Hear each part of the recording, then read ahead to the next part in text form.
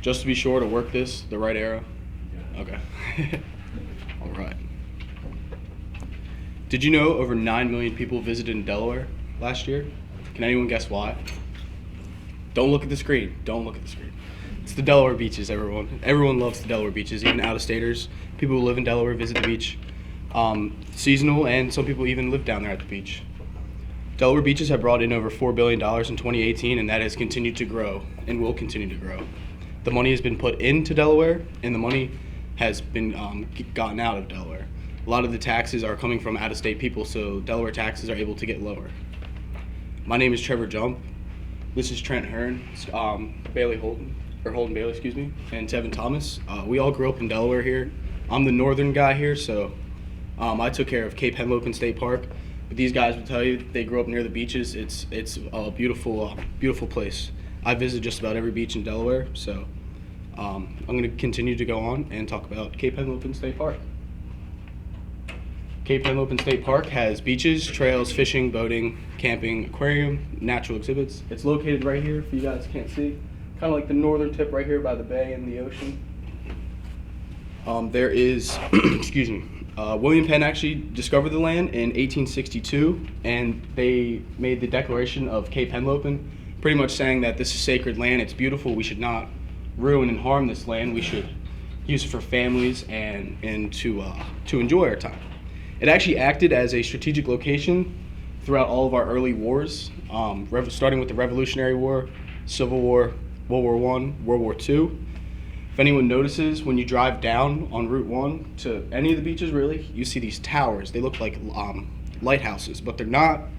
They were used for spying and shooting ships on the ocean and the Delaware Bay, just in case. We never really used them, but they're still there today, and they're actually like beautiful to see. Excuse me. Cape Henlopen is open from 8 a.m. to sunset every day. There are some beaches with lifeguards, and they work pretty much 8 a.m. to when the sun goes down. It's pretty big. It's 4,200 acres, so it really covers this whole part right here, and even a little bit through Lewis, all the way down to Rehoboth. It was established in 1964, although it was founded in 1687 by William Penn himself. And he was the one who came up with the declaration of Cape Henlopen. The state park has beaches, trials for bikes. They have disc golf, which I hear is really popular down there, mini golf. You can drive on the beach to go fishing. There's surfing, as you know. And there's a museum down there for the Fort Miles, which is one of the bases down there for one of the wars. There's the Beach Plum Island Nature Preservation, where you can see endangered species such as the shorebirds in Delaware and the horseshoe crabs, which are famous in Delaware. There's many campground sites. I actually rented a cabin down there. It's very nice, and it was $40 a night. I suggest doing it for anyone who likes to have fun. Wasn't bad at all. It's located on the tip right here, so you're gonna get a little bit of the Delaware Bay action here, and then the ocean, which they connect right there. Parking is anywhere from $5 to $10. I'm sure on hectic days they have private parking that gets pretty expensive, but for the most part it's actually moderately cheap that I found. The food around is pretty cheap. There's a lot of good seafood around there and a lot of fast food restaurants just like anywhere. The hotels and food I also read are pretty cheap, so that's good. Living expenses aren't too expensive. As we get southern, it seems to get more expensive as you go down the coast. Up next, we're going to do a similar style beach, family oriented and very popular in Delaware, and Rehoboth Beach. My name is Holden, and founded in 1873, Rehoboth Beach is a great beach to spend the summer days with the whole family. It has plenty of attractions for all ages.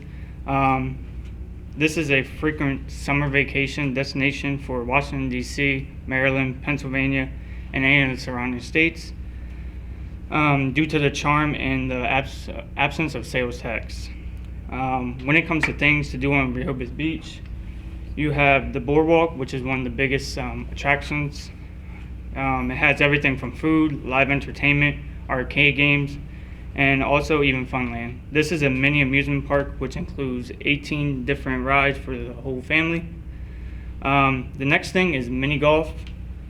They have two different places. One is called Ryan's Mini Golf, and then also Shell We Golf. This is a nice activity for the whole family.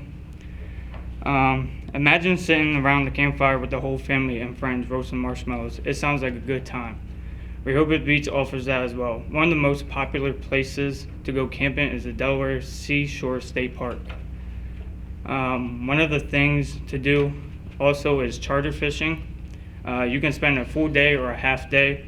You get to go on a boat, and it's just a short drive from it at the Indian River Marina.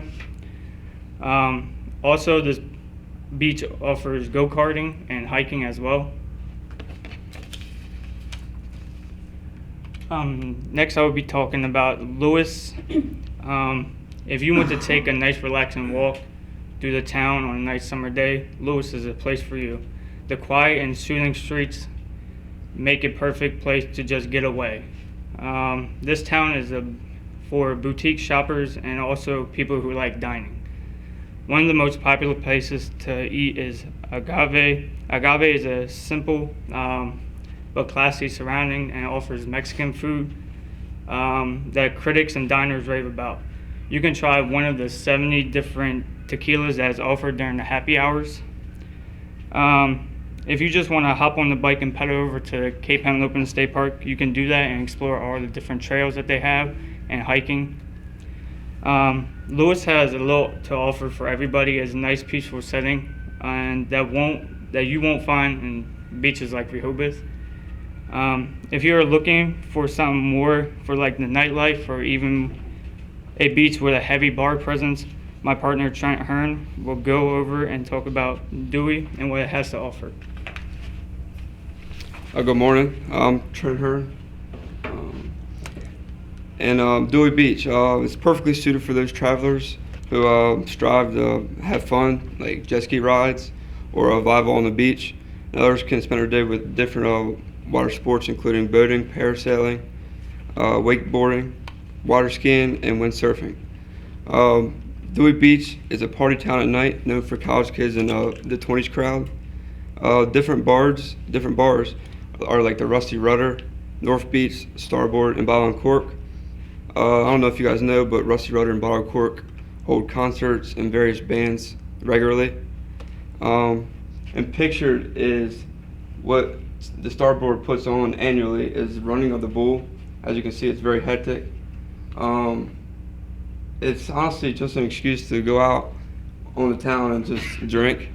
What they do is there's a bull with two people dressed up as a bull on the beach. The crowd follows them, and then once they meet up with the bull, they just run back to Starboard.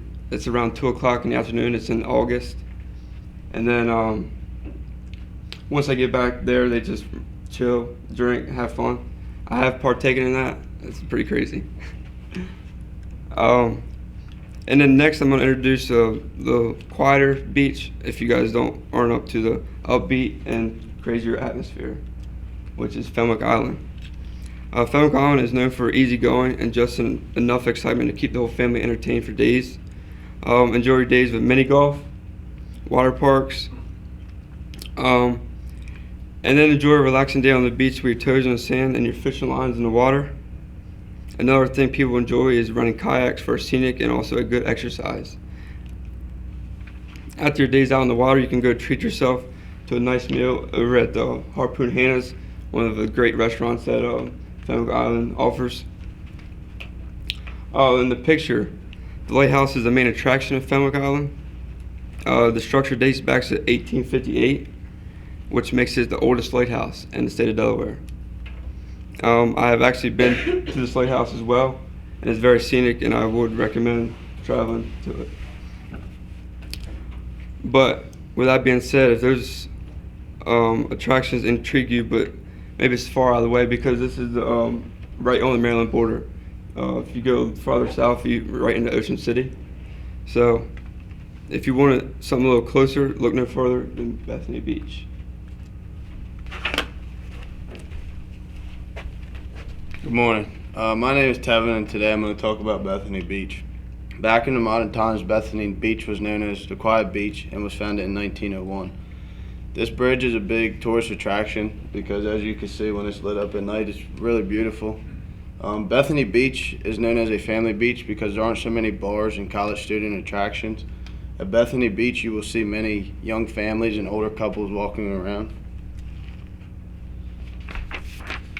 From beach to bay, there are plenty of things to do in Bethany Beach, such as go to the boardwalk and visit all the different stores along it. You can also lay out on the beach with your toes in the sand and enjoy concerts and movies on the beach.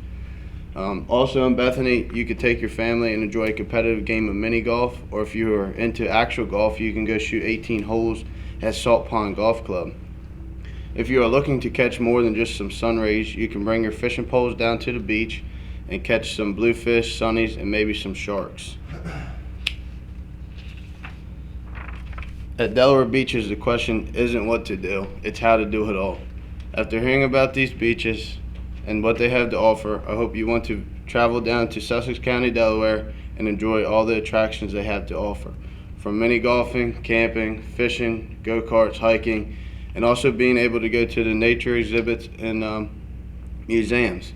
According to Sea Grant Delaware, the Delaware beaches generate $6.9 billion annually and over $711 million in tax revenue yearly.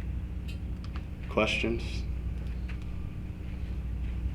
About how long does it take to drop to the beach? From here? Yeah. From here, it's probably about an hour and a half, depending on traffic. Yes. What, so like that's a drive, people are parked, what beaches can you drive on?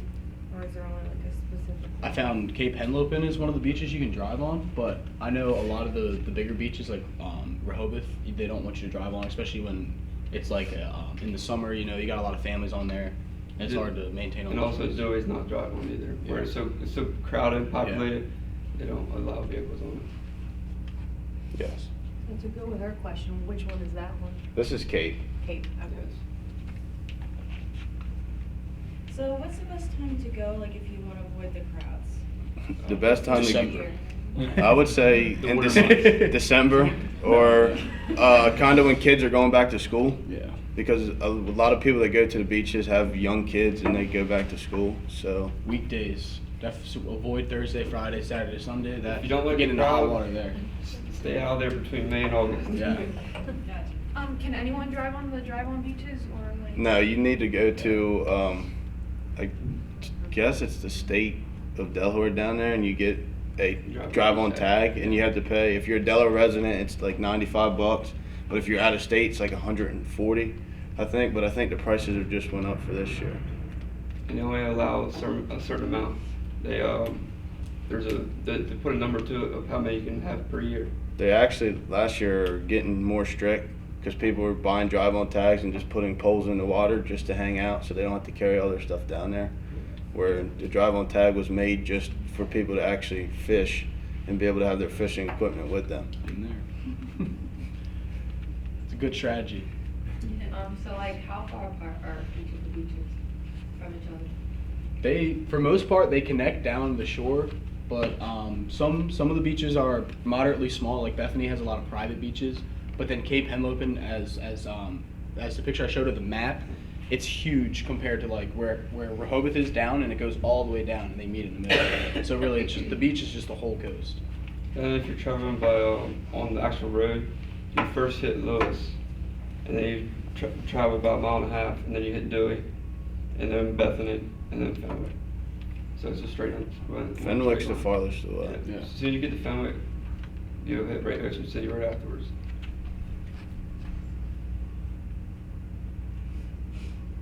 All right, thank you guys.